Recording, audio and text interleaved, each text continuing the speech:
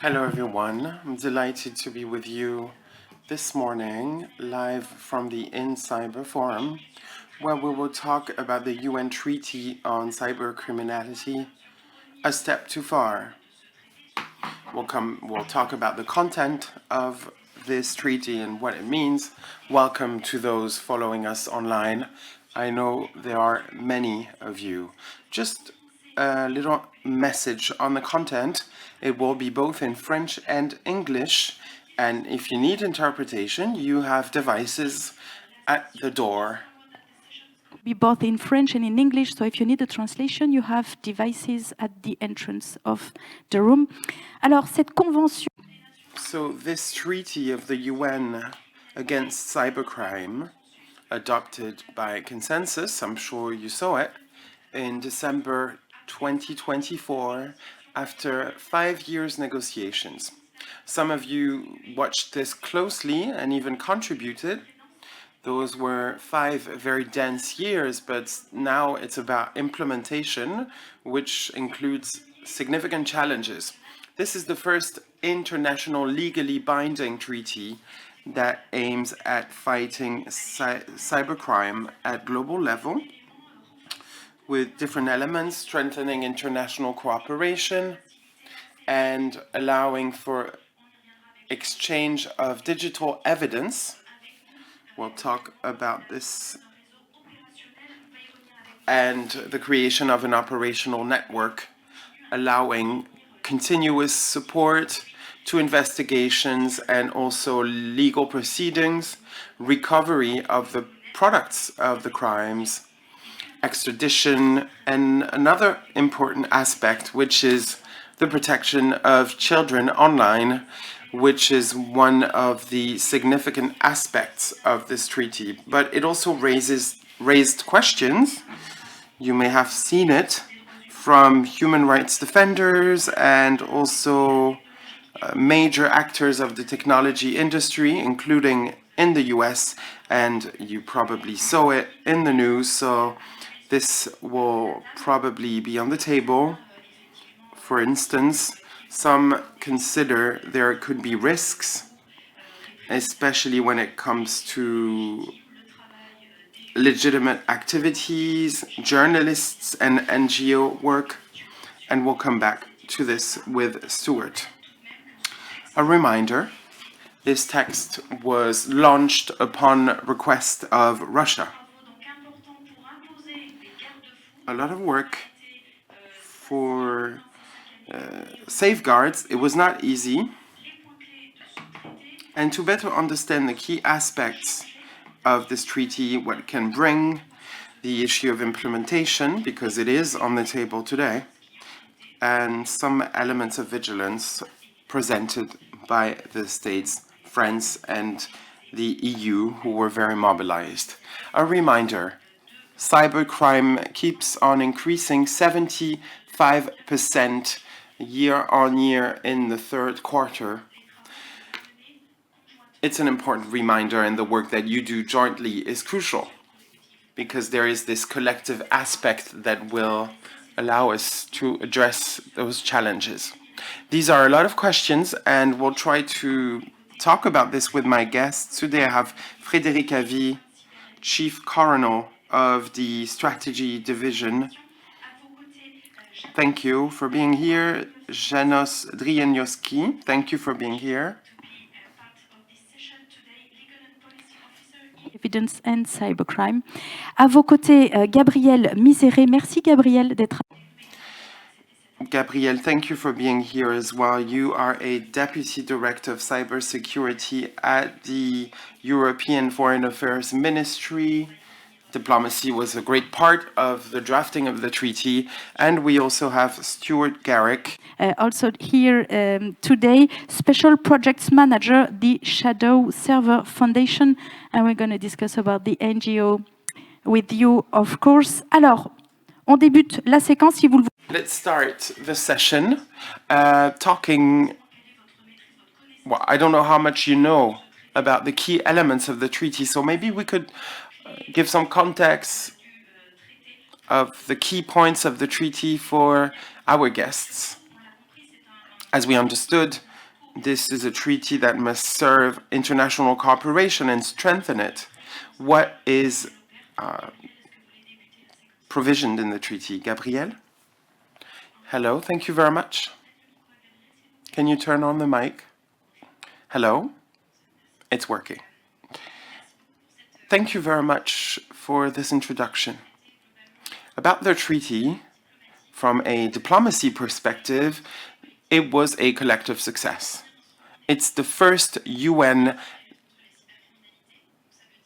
cybercrime dedicated instrument, which has two meanings. In the current geopolitical context, and I'm sure everybody knows what I'm referring to with the current challenges and tensions, we are still able to agree on an instrument like this one today at the UN, which is significant. A second aspect is that it's about cybercrime. So it's a proof that the international community is aware of the threat and is able to agree to strengthen international cooperation and try to find solutions together. I won't provide all the details. I know the other panelists will have a lot to say, but overall, the objective of the treaty is first to strengthen national legislations. Earlier in the plenary, I heard Jérôme Notin from Cybermalveillance saying that one of the main challenges on international cooperation was to agree on common taxonomy. Often when we talk about cybercrime, we talk about different things depending on the countries, and that's one of the objectives of the treaty, to bring a common understanding of the challenges that we're facing when it comes to threats and response. Secondly, to strengthen international cooperation on two key aspects: sharing digital evidence with tools to strengthen capacities, because we are in a situation where not all states have the same equipments against this threat. The treaty also opens for sharing best practices. All of the measures that could be presented to help states strengthen their cyber resilience and to face this threat jointly. I won't provide too many details, but there's also two aspects about the Budapest Treaty, which remains a key instrument in the EU and in France. It's a UN treaty, so of course it will impact a wider range of states.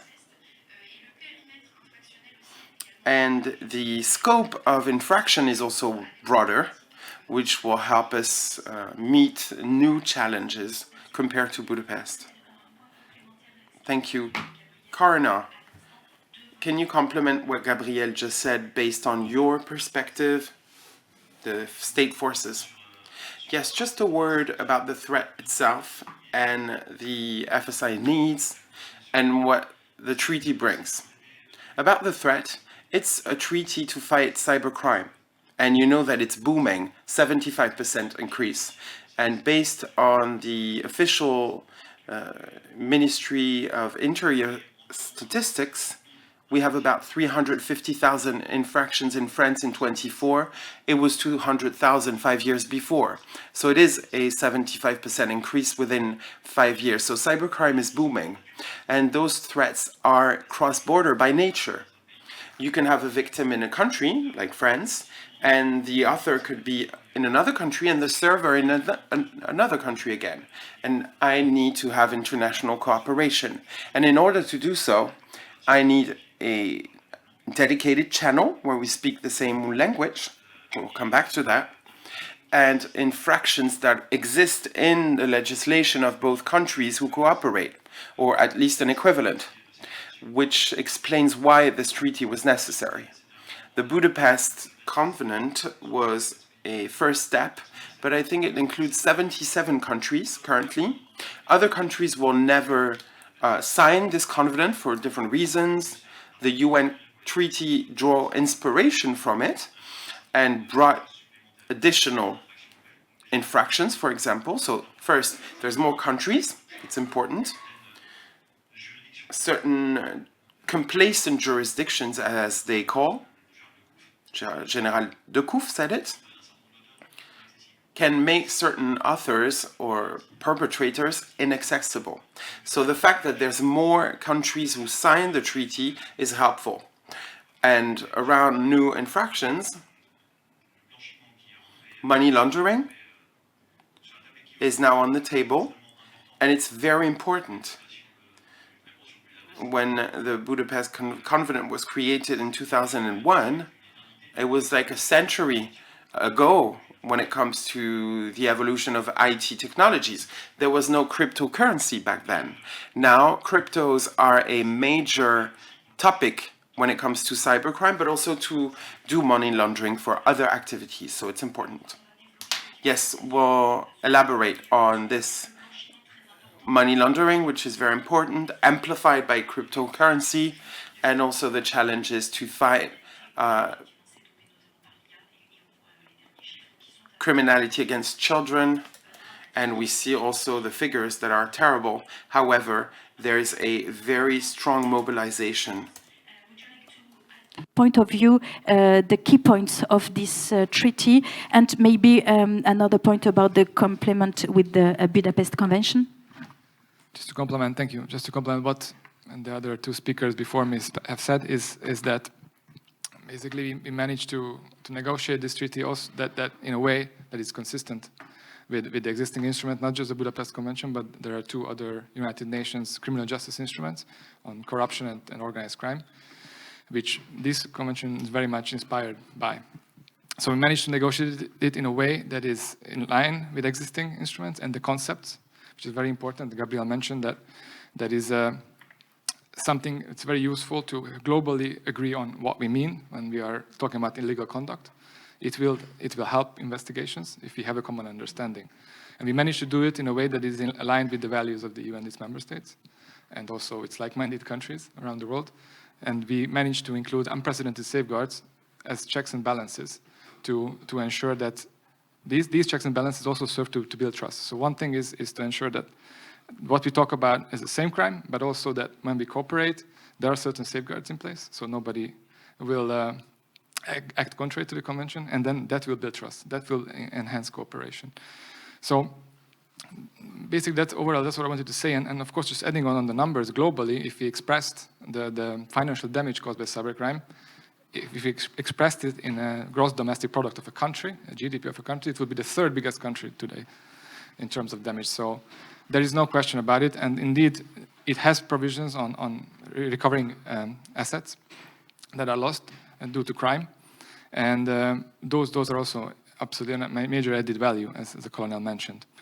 So yeah, I don't want to go too much into detail or unless you want me to, on the specific crimes that are really like the added value of it. But of course, the protection of children and the crimes that are definitely the major added value.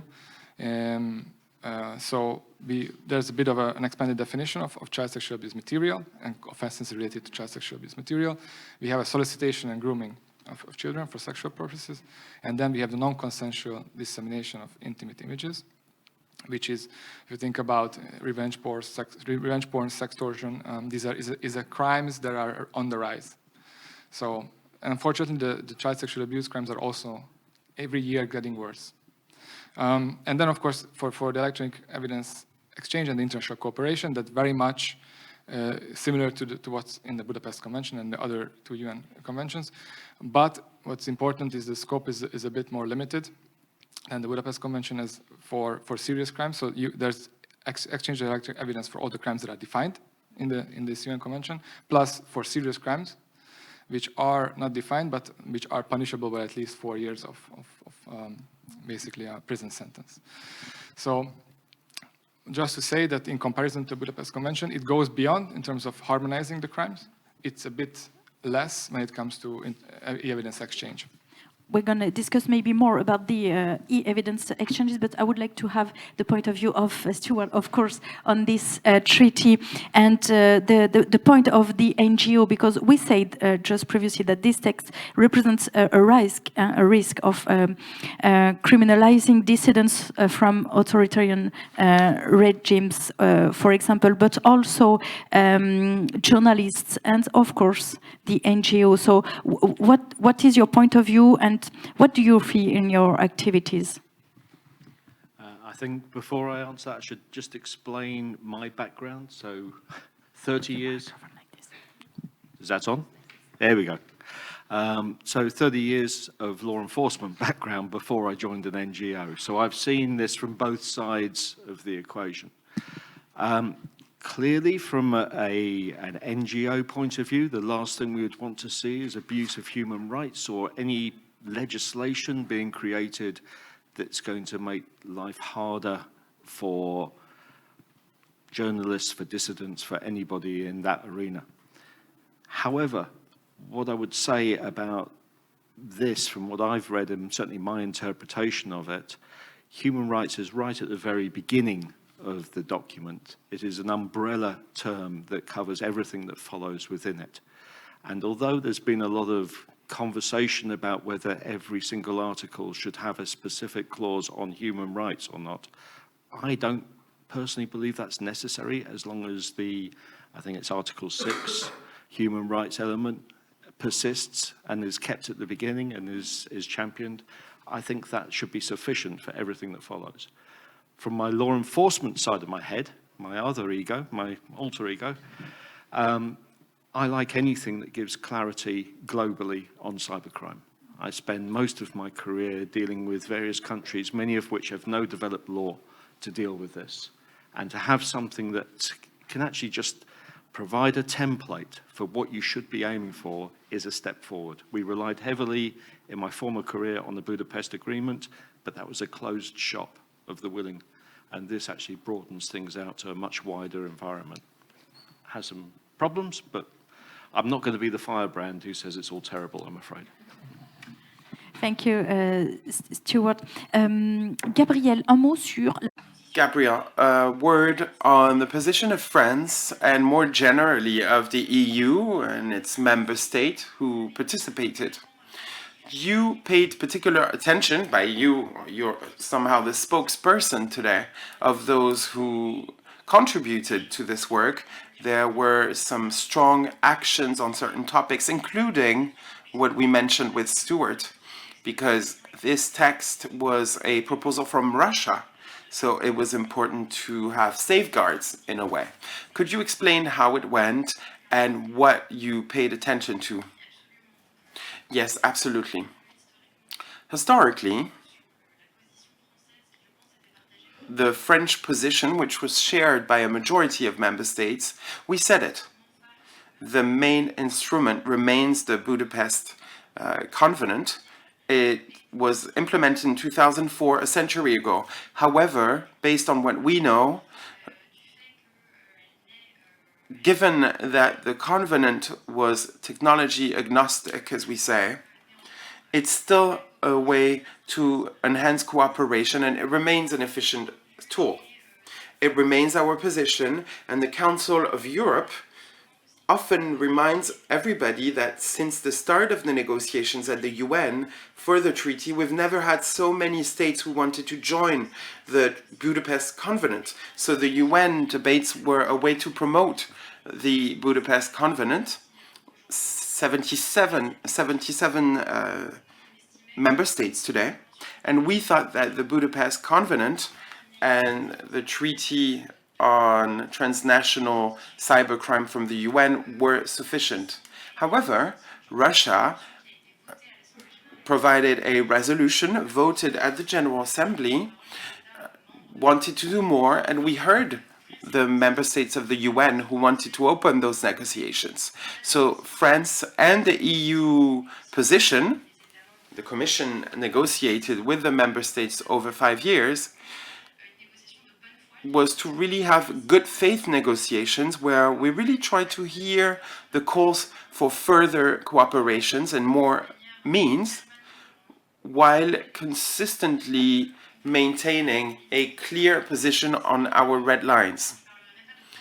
I wouldn't even say it was a concern. It was red lines when it came to safeguards to strengthen cooperation at that level. So between all the UN member states, it was crucial for us to make sure that all guarantees are included in the text. It seems that we have now struck this balance. It was said the scope for cooperation is broad. However, when it comes to safeguards, and we can elaborate on this further, there are provisions to protect human rights which are unprecedented in UN treaties, Article 6. There are also safeguards when it comes to the rules of procedure, when it comes to legal mutual support. And there's also a system that allows states to deny cooperation when the request is based on discrimination-related elements. Our objective was to make sure that we could find this balance and to stop those who may have tried to push an authoritarian agenda on the cyberspace. And we felt like we've managed to do this. Regarding the negotiations, one of the important aspects to us was the multi-stakeholders aspect. When you negotiated the treaty in the room, you have people behind you who represent civil society, NGOs, companies, who are behind our back and look at us and tell us, watch out. So we had this consistent exchange with them to take into account their concerns and try to support that voice and amplify it. And I think this was crucial in the negotiation.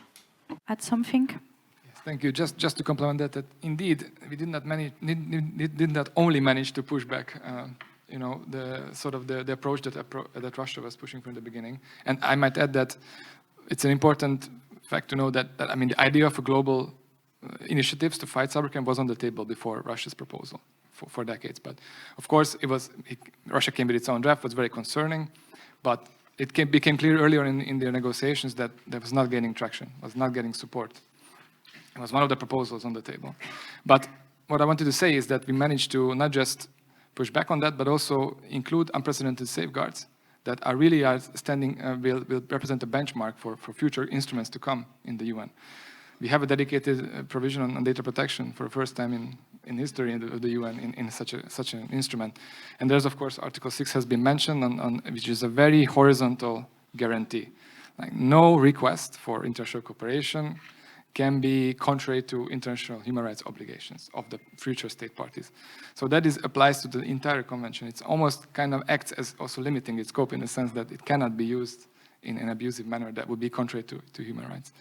And then, of course, the grounds for refusal are also another guarantee when it comes to have these checks and balances, and also intrusive measures, for example, that we have on interception, for example, or real-time interception of information. There, the international cooperation is also uses a softened language, so it's not a very binding sort of shall provision as we used to say it. It's more like shall endeavor to provide that assistance, provide that cooperation. So that is also another kind of softening of this obligation, just to keep in check that this instrument will be used in a very rights-respecting manner. Thank you, Janus. Stuart, one question about your work in the NGO. Like, you are doing a lot of investigation. Is this treaty will be helpful to do it? Yeah, I mean, most of my last 15 years has been investigating cybercrime at an international level. So the Shadow Server Foundation works behind the scenes with law enforcement around the globe to try and help them acquire the evidence, the intelligence that they need. That is so much easier when there is the ability for law enforcement to freeze evidence quickly, get it quickly, and deal with it appropriately. Up until now, that has been pretty seamless, thanks to the Budapest Agreement with those who are signed up to it. But as I say, the internet is a global entity. There are countries where you're never going to be able to act. Russia, who championed this, they're probably the hardest area of anyone that has got to work in. It may be they were just trying a delaying tactic with all of this to come through, but it's here now. And I think just because Russia sponsored or championed it to begin with, that doesn't make it bad with what we've ended up with. It does leave a bad taste, perhaps, for some of us, but it doesn't make it bad. And what we've got now, I think, actually is something that is positive and will expand the abilities that already existed with the Budapest Agreement to a much wider array of countries. There will still be some we can't deal with, of course. Thank you, Stuart. Colonel, un mot. Colonel, a question. You mentioned it. It's the first legally binding instrument on cybercrime. We also discussed the issue of pornography and criminality, but not only. There's also the use of the digital instruments for disseminating intimate images, and that also includes adults, of course, and money laundering, which is made easier with cryptocurrency. We know that this is amplified now with AI. Specifically, how can this text meet those challenges? As you said, there are several new crimes for minors: grooming, publishing images without consent, and money laundering. I'll speak about freezing data, making an investigation easier. Not only is it easier, but it is absolutely necessary. And it's almost one of the main objectives of those international treaties from the police perspective. How does it happen? Starting with police cooperation, freezing the data in the country, storing them, and then implementing legal cooperation to make controls and transfer information. How to freeze this data and to transfer it is by speaking a common language. You need to speak the same language in the convention, the treaty, defining words, channels, technical formats to transfer data, because if you send me data that I cannot read, it's useless. That is crucial. And it applies to themes that are of consensus: sexual assault to minors. All countries, including China, agree on the fact that we must fight this type of crime. That's why it's part of the treaty. New technologies have a major impact on those issues. In general, technologies have an impact, especially AI, which increases the number of attacks and make them more efficient. For example, scams. You can get a phone call with the voice of somebody you know, or a video call with the face of somebody you know, and it's fake, and it's easily done today.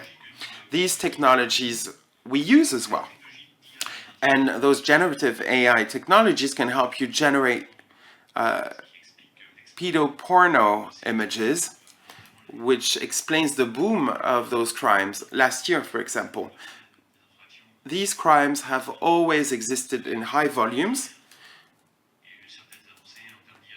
but last year generative AI has advanced a lot, and there was a boom of crimes of detention of child pornography.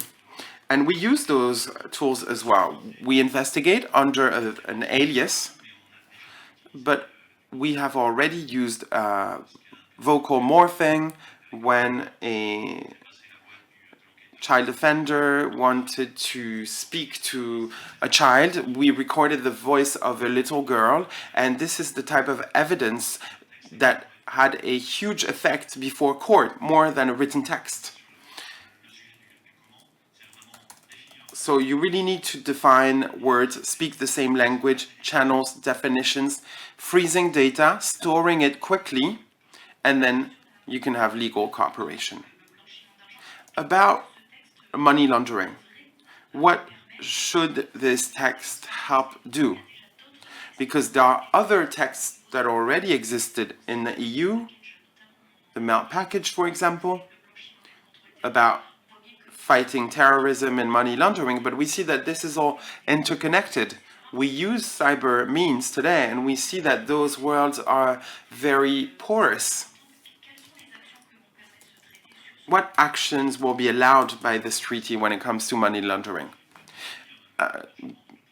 Defining money laundering in all legislations allows for better cooperation. It's one of the new crimes, and in the treaty it is now included, which helps us work on the heart of cybercrime, but not only. Organized crime today uses cybercrime. There is no traditional organized crime that does not use cyber means, either to diverse its activity or simply to launder their money. Crypto assets are extraordinary, but they're really a money laundering machine. You have tools like mixers, and the only objective is to cover tracks. Rest assured, we have rare cyber capacity to track this down. It's more difficult, but we know how to do it. We seized huge amounts of money. Mizzato, for example, we had more than 20 million euros on a money laundering machine 2 years ago. And these know-hows are crucial today. Money laundering is a significant lever for cybercrime, but also for more traditional crime, including drug trafficking. Just before that, already some texts are existing and helping to improve the evidence. Is that the case really of this treaty or not? Well, these days, about 80–90% of all investigations require or rely on some form of electronic evidence. So I think there's no question about, is it good to have more frameworks than less? I mean, obviously. But of course, when we talk about then how the outcome of the investigations or prosecutions will be, that I cannot predict. This convention will establish a framework. It's called a mutual legal assistance framework. We can call it an international cooperation framework between public authorities of the future countries who become parties. And in that sense, of course, it will definitely enhance the exchange of evidence, and very likely will contribute to more investigations, more prosecutions. And also, what's very important, it will contribute to eliminating what we call safe havens around the world. So these might be countries which are not parties to such agreements, whether it's bilateral or multilateral. So it will shrink the space of criminals to escape justice, basically. So I would say in that sense, definitely will improve, yes, the exchange of Thank you, Janos. Gabriel, peut-être un mot sur les... Gabriel, a word about the elements that could be used to use the text against its objective. I don't know if I'm the best person to answer, but we indeed are entering a phase where it will be about implementing the treaty. We know that, we saw it during the negotiations, that certain countries might want to use it for another purpose than we want in the EU. And one important aspect is that during the last session of negotiations, when the text was finalized, most of us wanted to adopt the texts at a highest consensus possible because we had been negotiating for years, but Iran wanted to call for a vote on several provisions, including all the provisions around safeguards and that famous Article 6 on protecting human rights. None of those proposals from Iran went through, which shows that within all of the member states who negotiated, they either were convinced that those guarantees and articles were crucial, or at least the fact that these were red lines for the EU and other member states like the US made them understand that without those safeguards and without their implementation, then there wouldn't be any cooperation. And the EU and the US, had the EU and the US not been part of the treaty, then it would be a huge loss of cooperation for them. So that was a major clue that all negotiators understood those challenges, and it makes us be optimistic when it comes to implementation. But optimism is not enough. And regarding implementation, the crucial aspect will be the conference of the member states, which will meet to decide on how the treaty will be implemented in the states. This committee will be with the countries that signed and ratified the treaty. That will be a major moment so that we can be represented as members of the EU to make sure that the implementation is in line with the text and the spirit of the treaty. This is going to start soon, and we will, of course, be very vigilant on this. So we have this instrument, this forum, and the second aspect is about strengthening capacities. We know that certain states will need to scale up to implement the treaty. And this is also an additional tool to guide the way the state parties will implement the treaty. And we will have one crucial actor, which is UNDC, the Office of the UN on Crime. They're based in Vienna, and they will organize events to provide assistance and support to the states when implementing the treaty. These will be two key elements, and we'll keep an eye on it. Are there any states where cooperation will be strengthened? Maybe some requests? We see that in other areas there can be requests from countries who are in advance or have a stronger structure. Have you already received this type of request, or do you imagine any? Yes, at international level, we already have several capacity strengthening programs with different partners. In the Western Balkans, we have the C3BO, which is a school, and we'll talk about the treaty there. We do a lot with West Africa as part of the regional school in Dakar, which is a partnership with Senegal and also has an impact all over the region. So, of course, we already have tools, and our partners are interested in strengthening this and have done so for a while. As part of the negotiations and the treaty, we're trying to strengthen our support to UNDC. We did it over the past few years for the regions who expressed specific needs. That includes Africa, Latin America, who have big needs, Asia, but not as much because there's a strong presence of international donors in Asia, but there are needs there as well, and it will be an opportunity to further strengthen those partnerships and the support we provide to them. So implementation, implemented in practice, how it will be? Do you have some information about the calendar, the next steps, and about this cooperation and about this capabilities improvement for different member states?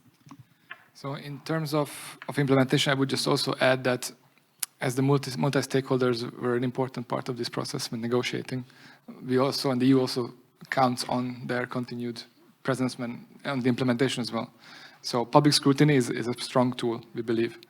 So it's not just the conference of state parties, not just the text and the safeguards, it's also the stakeholders, and shining a light on if there's any attempts to use this convention in a manner that is not meant to.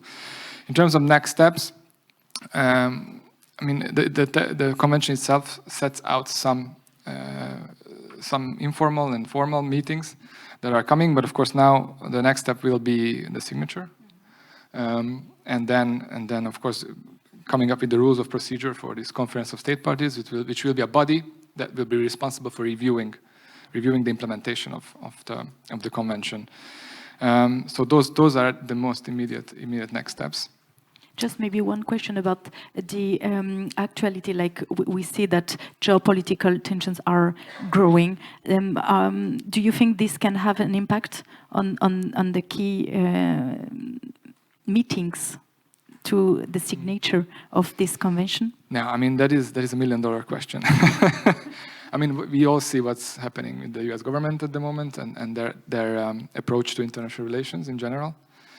But and this is my personal opinion, fighting crime, I don't think that the US government would ever be against fighting crime. I find it very hard politically to justify. So, but that said, of course, the US has a history of not signing some agreements, so the risk is there. But we also, talking about other countries, that there's really, as we mentioned, Latin American countries, Caribbean, there's a lot of countries who really look forward to this convention. About the capabilities, maybe you would like to add capacity something? building, where the EU is already providing quite a lot of funding through mostly the Council of Europe to Council of Europe parties, state parties, for capacity building, and we believe that there could be also in the future be relied on also to share best practices, share expertise also when it comes to the implementation of the UN Convention. Thank you, Janos. Colonel, est-ce que vous voulez peut-être nous... Colonel, would you like to add something on the implementation, at least from your perspective? Just a reflection, maybe. Whatever the intention was from Russia at the start, the Russians also need to be able to sue their cyber criminals.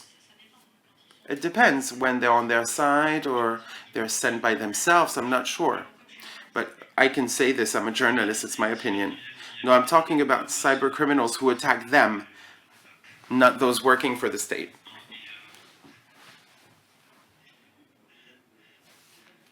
And there's a lot. We'll call them complacent jurisdiction.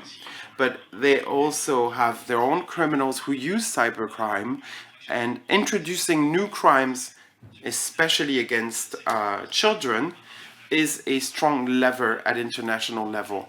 I don't know what state could not ratify this type of approach. I think it would be very complicated politically, and I believe this is a tool that will be major. We talked about the Budapest Treaty, a covenant, which is a major tool, and the 77 members go way beyond the Europe Council, which is a sign that this treaty from the UN was necessary. If you need a universal treaty, then it's the UN's role.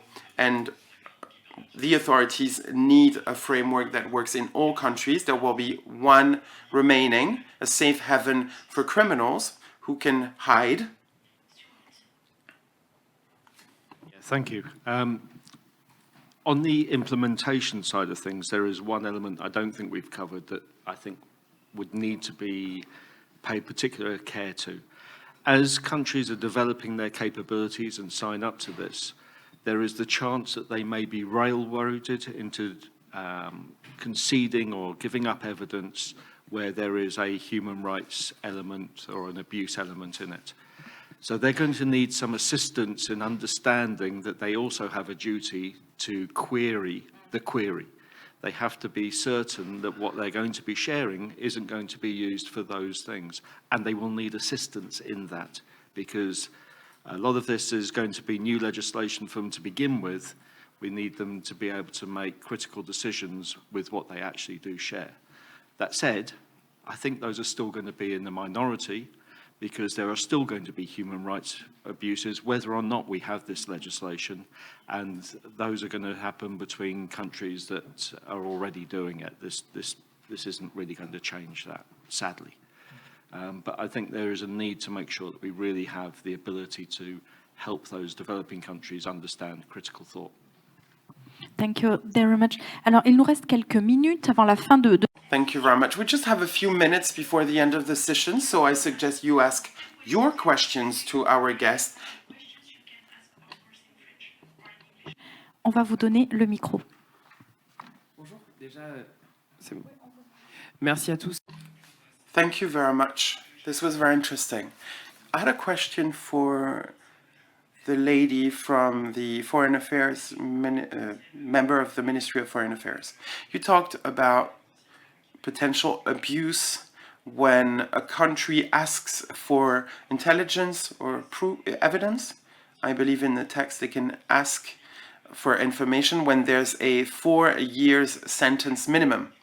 And that's the case for authoritarian countries who criminalize homosexuality or who can sue their opponents quite easily. Did France or the EU consider specific criteria that could allow them to refuse when a country like Russia could sue opponents to jail them?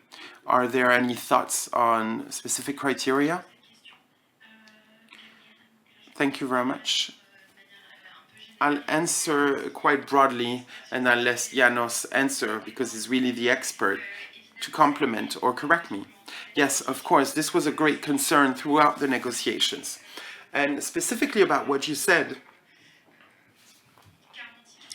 the first guarantee is that the accusation should be included in both legislations. It will be the foundations to say no if the crime does not exist in the legislation of the person who receives the request.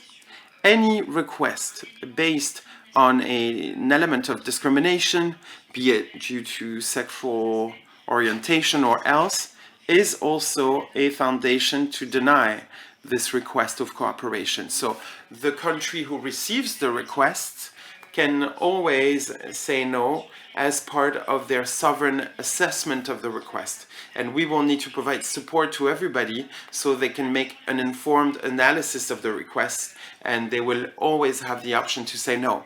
But Janis, maybe you can complement. So basically, there are two mechanisms at play to prevent such an abuse. It's one, Article 6, which is generally sets out that any such request that would go against the freedom of speech, for example, someone would be persecuted because of exercising his or her freedom of speech. It's not possible. Then we have the grounds, as Gabriel mentioned, to just simply refuse cooperation when there's basically a sense that the request is coming for silencing political opponents or journalists. So we were very, very acutely aware during this negotiating process to not provide any basis for one country to force another country to share evidence that would be used later on for those purposes that you have described. Thank you. Do you have another question? Il y a une autre question. Oui, monsieur, on va vous passer le micro. Merci. Tout d'abord, je voudrais dire que l'article... Thank you. First of all, I'd like to say Article 6 might be a problem because human rights definitions vary from one country to another, especially in totalitarian states or theocratical states. That's the first thing. There's a risk which is confirmed because the concept of human rights is completely different from one country to another. An even more serious risk, in my opinion, is the implementation into national law, especially in totalitarian regimes, because very often this implementation is done by using references to other elements of the domestic law of those countries, which can help much broader legal proceedings with much serious sentences. And I believe this is something that really should be kept an eye on. Thank you very much. Yes, indeed. I think we can agree that despite the fact that human rights are universal, in the international community, we have different visions and understandings of those rights. However, and we've mentioned it several times, Article 6, but we didn't really read it. Article 6 does not only mention human rights, it specifically talks about freedom of expression, belief, religion, and gathering. And it's the first time in a UN treaty that those rights are specifically mentioned. This was a battle to make sure that they were specifically mentioned. Certain states said this is not a human rights treaty, it shouldn't be mentioned, but we managed to get them specifically because we believed those fundamental rights were at the highest risk of being impacted by an incorrect implementation of the treaty. So that's for the human rights. Secondly, And I believe Stuart referred to this. My personal opinion is that certain states do not need an international treaty to have domestic law that violate human rights. In certain authoritarian regimes, they have the bandwidth to do what they want with their domestic law.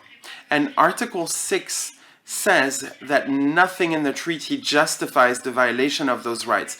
At no point can a state use the treaty to create a national law that goes against those rights and to cooperate with other potentially authoritarian regimes. So that's really specifically set in the treaty. Of course, there will be challenges when it comes to implementation. We'll need to keep an eye on it. But the text was envisioned and adopted so that no state can ever use this text to carry out a violation of human rights. This UN convention should be seen in the context of the whole UN fora. So it's all the human rights instruments adopted, all the interpretations that these bodies that were set up by these human rights instruments. And of course, as Gabriel said, Article 6 is indeed specifically mentions certain rights that have to be respected. And of course, most of what you describe, I believe, will depend mostly on implementation, and it cannot be really ensured through the text itself alone. Y a-t-il une autre question, à moins que... More questions? Unless you want to add something? And then maybe a final question. Stuart.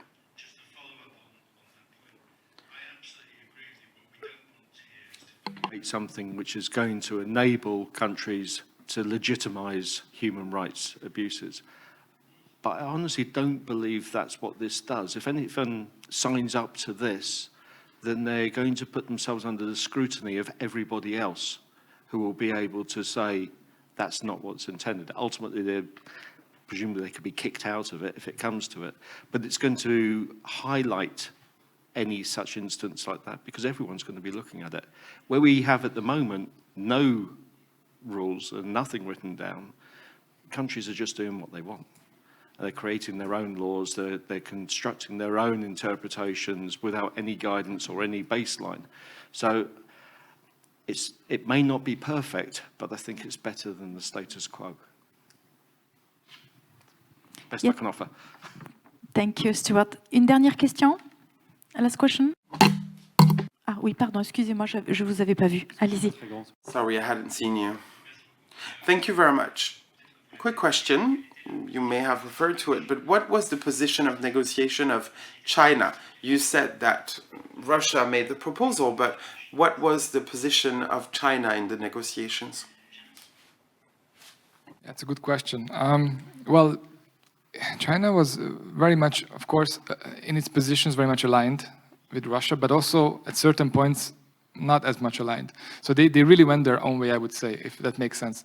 They had their own, and they were very subtle, not as how should I say, brutal as the Russians in their statements. They were much more subtle and they much more pragmatic in certain aspects.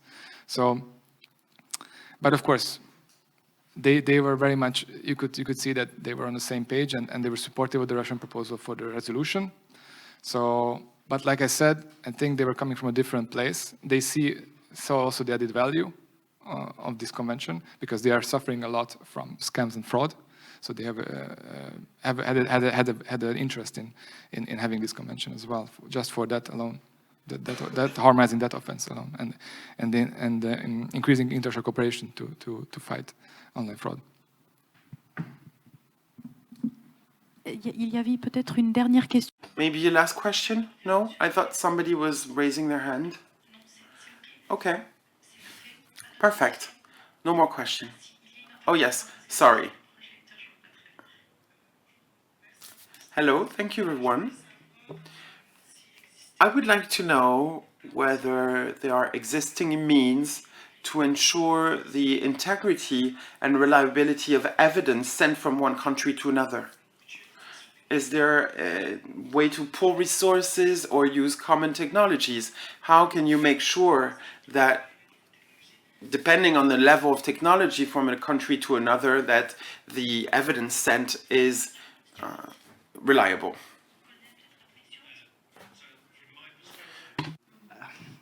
There are standards, but they are a patchwork of standards around the globe.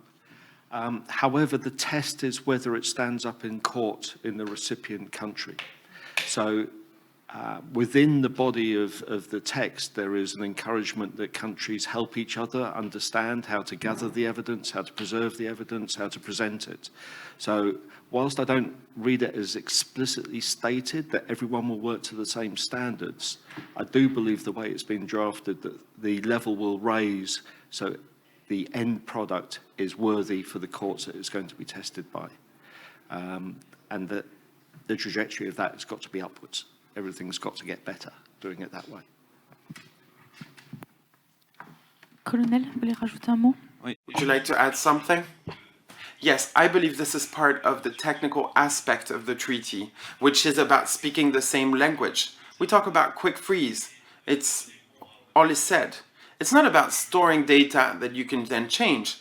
It's about freezing data, certifying it, blocking it, so it can be transmitted in its state. I'm not a technician myself. I won't provide too many details, but the data must be frozen and sent as such. And you can see whether this has been tampered with. Thank you very much. We've come to the end of the session. Thank you very much, Gabrielle, Coronel. Merci à vous. Thank you. Thank you so much for being with us. Thank you so much to those who followed us online. And the day continues here in Lille. Have a nice day.